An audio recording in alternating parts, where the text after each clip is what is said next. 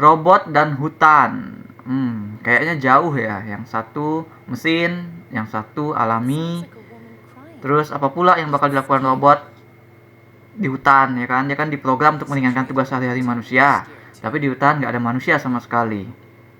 Tapi di tangan penulis buku Peter Brown, lalu kemudian dihidupkan kembali jadi film oleh Chris Sanders, robot dan hutan bisa ketemu.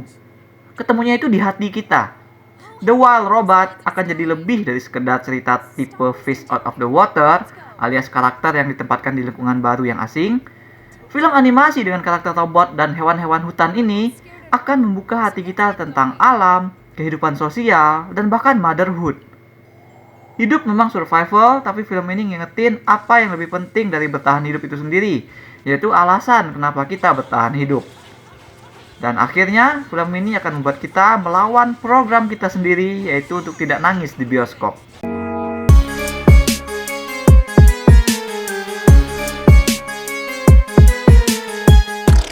Ada yang menekan tombol aktif Rose. Robot ini bangkit dan menemukan tidak ada orang di sekitarnya. Yang ada malah sejumlah makhluk-makhluk berbulu dengan beragam bentuk. Sekitar Rose juga bukan gedung-gedung bertingkat, melainkan kayu-kayu besar yang menjulang. Rose kelimpungan mencari sesuatu yang bisa memberikan tugas untuknya. Karena sebagai robot, dia memang tercipta untuk menyelesaikan tugas. Beruntung Rose adalah robot yang canggih dan pintar. Dia mempelajari bahasa para binatang supaya mereka bisa berkomunikasi. Namun masalahnya, para binatang di hutan itu takut sama Rose. Ya kan? Mereka juga nggak peduli karena para hewan sibuk sendiri dengan urusan hidup masing-masing. Nah, saat itulah Rose menemukan telur angsa. Telur itulah yang akan memberikan tugas kepada Rose. Membuat robot ini memulai petualangan sebagai seorang ibu bagi anak angsa yang tak bisa terbang dari kumpulannya terbuang. Jadi kayak puisi. Kita sudah pernah melihat drama animasi di mana robot yang bertindak against programnya sendiri, mesin yang supposedly nggak punya perasaan tapi jadi begitu lovable dan menunjukkan cinta lebih daripada seorang manusia. Ya kan, recently kita udah kenalan sama Baymax, sama Wall-E.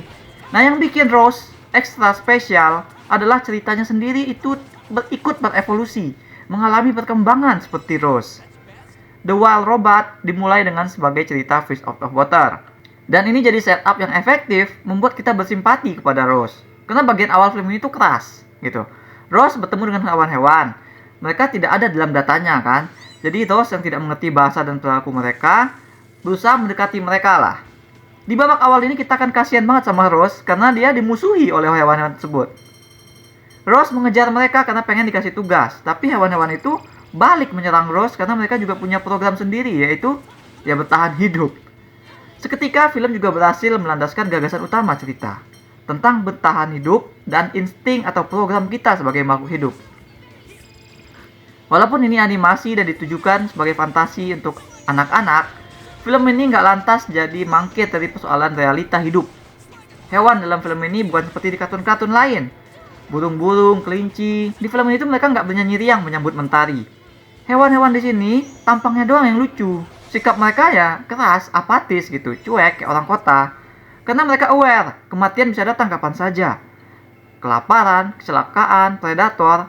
Film ini nunjukin itu semua dalam world buildingnya. Hewan-hewan ini udah biasa akan hal tersebut, ya kan, oleh hal kematian dan sebagainya. Malah ada adegan yang ngasih dialog seekor ibu posum nyebut dengan santai soal kematian anaknya karena baru saja jatuh dari jurang. Nah, konsekuensi dan apa yang harus dihadapi dalam bertahan hidup ditunjukkan tanpa malu-malu oleh film ini. Membuatnya jadi punya nilai realisme yang dapat jadi pelajaran berharga bagi penonton anak-anak.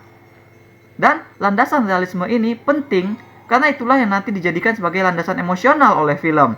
Ya kan, ada pertemuan, ada perpisahan, ada kelahiran, ada kematian. Urusan ketika nanti Rose membesarkan Black Bill, si anak angsa, membuat film berevolusi menjadi cerita motherhood yang menyentuh. Rose seketika menjadi relatable bagi para ibu. Ya, meskipun mungkin tidak terbatas pada ibu juga. Seorang ayah pun bisa punya hubungan erat dengan anaknya. Karena konteks cerita ini kan adalah nggak jadi soal apakah anak itu anak dia yang dilahirkan beneran atau bukan. Tidak ada program yang terpasang di dalam Rose tentang membesarkan anak. Tapi begitu momen dia memungut telur, dia harus belajar sendiri bagaimana merawat, menjaga, menetaskan, dan hingga nanti membesarkan anak tersebut hingga dewasa. Ini kan sama kayak manusia. Nggak ada seorang pun yang tahu cara menjadi orang tua yang baik. Kita sebagai manusia Malah nggak tahu kita ini hidup purpose-nya apa gitu, tujuannya apa. Namun ketika ada tanggung jawab datang, kita tahu kita harus mengemban sebaik-baiknya. Kita tahu kita harus belajar, ya kan? Dan kita tahu harus bersiap sama pengorbanan yang pasti akan datang mengikuti tanggung jawab tersebut. Berbeda dengan Rose yang sudah punya program untuk menyelesaikan tugas, kita dan para hewan tidak tahu tujuan hidup kita. Kita cuma tahu kita harus bertahan hidup aja. Gimana caranya ya harus kita pikirkan sendiri. Yang jelas si Fink, rubah teman Rose, bilang kebaikan bukanlah alat untuk bertahan hidup. Dunia ini begitu keras, kita nggak bisa kenyang dengan berbuat baik. Kita nggak bisa dapat duit dengan berteman. Hal tersebut mungkin memang benar. Tapi yang diingatkan oleh film ini adalah kebaikan dan persahabatan boleh jadi memang bukan alat untuk bertahan hidup, tapi dua hal tersebut adalah value yang membuat bertahan hidup itu menjadi tujuan hidup kita in the first place.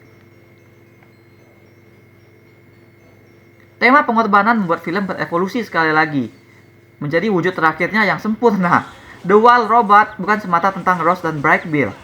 Sebagaimana yang di-set up oleh babak awal, ini adalah tentang komunitas sosial di hutan tersebut. Ross dan Bright Bill, ya kan, robot yang membesarkan angsa cacat, jadi bahan pembicaraan di hutan.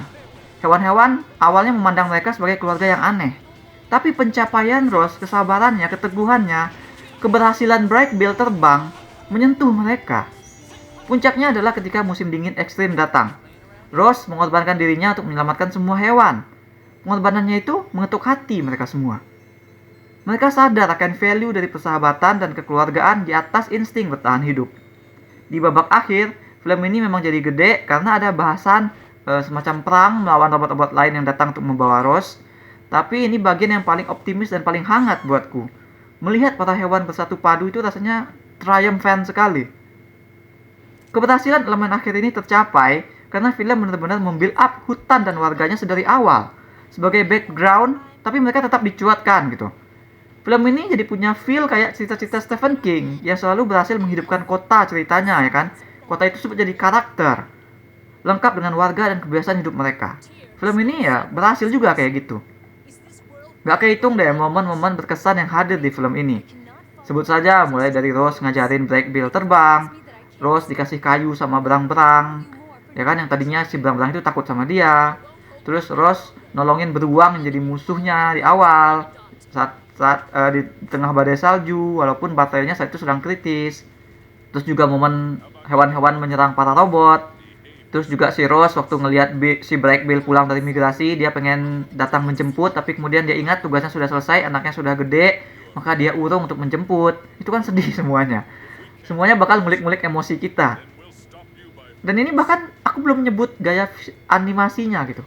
Ini mendukung banget. Semuanya tuh colorful, terasa punya keunikan. Setiap frame terasa mencuat. Film yang ngembangin latar sebagai karakter akan otomatis menjadi sangat detail di visual. Dan itulah yang persisnya dilakukan oleh The Wild Robot. Aku sendiri nggak nyangka pas nonton, aku tuh mikir, ini tokohnya robot nggak punya perasaan, pasti nggak sedih-sedih amat gitu.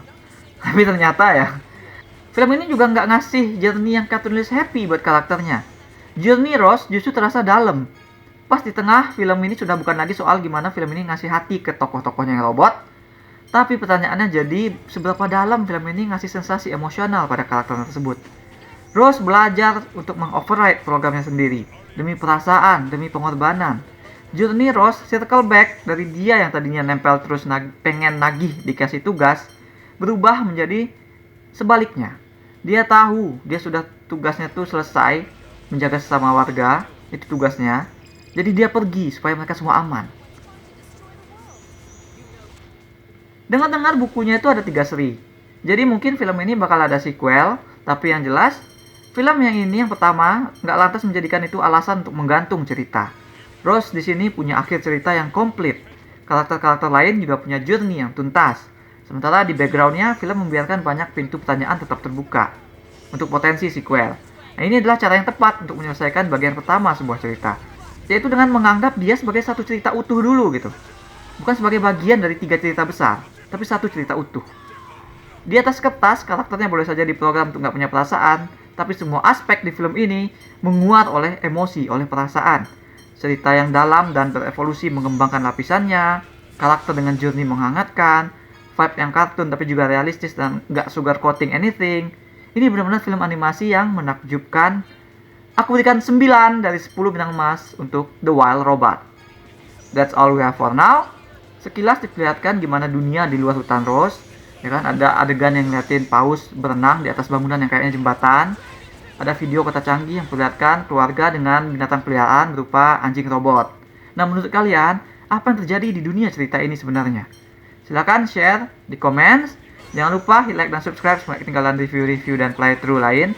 Kunjungi mydirtshit.com untuk review yang lebih detail, atau kalian bisa kunjungi store mydirtshit di ciptaloka.com. Ada banyak kaos dan pernak-pernik custom yang unik, mulai dari film, musik, game, hingga wrestling. Thanks for watching. Remember, in life there are winners and there are losers.